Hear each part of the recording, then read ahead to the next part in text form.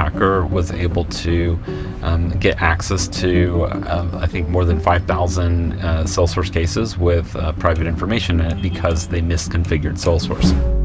Welcome everybody to our On the Road to Salesforce Success series.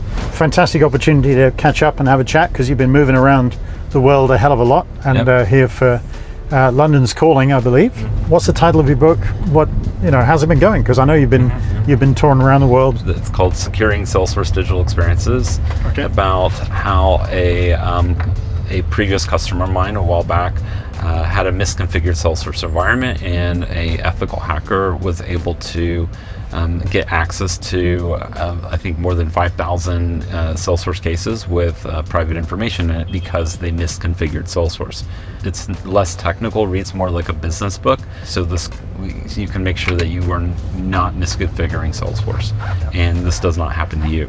Data cloud, AI, there's going to be a lot of hype, there's going to be a lot of high-level stuff. Is it also a game changer? What's your feeling? Is it hype or game changer? Where are we on that? There is a lot of hype, but I think it will be a game changer. I think for the first time I felt like Salesforce is being innovative again.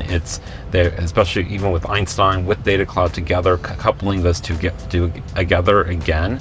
I think that's really where the power is going to be, because now that you have a gigantic data set that you can now make intelligent decisions from for the business. What about on the concern side? I know that you're given your background, you see, okay, that's the nice shiny object. But I go to one of my favorite sayings back from Spider-Man: with great power comes great responsibility.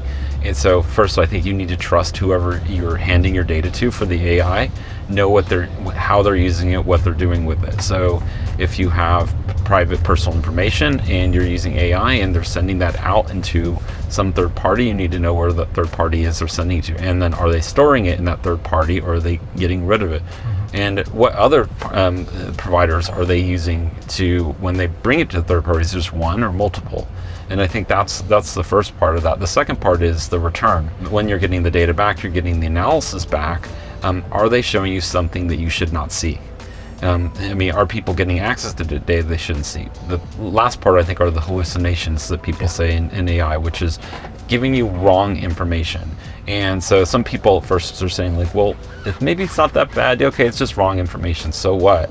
Well, what if it's something about maybe a healthcare choice that someone should be making, and that's gonna maybe a health insurance option, maybe it's something else, then now you're talking about life or death situations that these hallucinations are causing. So I think there's a lot of negative impact that AI can give us, but I think it's a lot of positive as well. You just need to be careful and understand where you're going and how you're using that data and what the provider is doing with that data. So a lot of people want to jump in and implement the AI right now. They want to just throw it in, get it working, everything. And that's not what we're doing. We're doing a discovery for that. Right. And I think what everyone does is, throughout all the years, is sometimes jumping in too fast to technology. And you need to slow down, because if you go too fast, then all of a sudden you put them, no one knows how it was built. And I'm making sure that you have good documentation.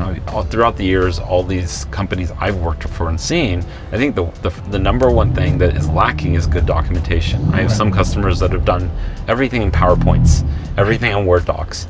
And how fast do those get stale? How fast do they just get out of date? And they're out of context. Yeah, so good documentation, good design practices will lead to a much healthier solution that people can build. So the Dreamfests, the music, I know you've been to a fair few Dreamforces. The most memorable one, I think, was Green Day.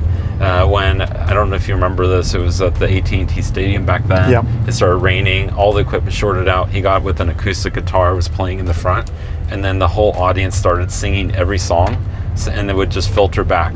So it was like basically the entire concert was sung by the audience. Fantastic. And that was the most amazing concert I've ever been to, I think, from that perspective, and most memorable for me, from any Dreamfest so far. Listen, it's been a real pleasure getting to sit in a cab with you for a little while in London. All right. Take care.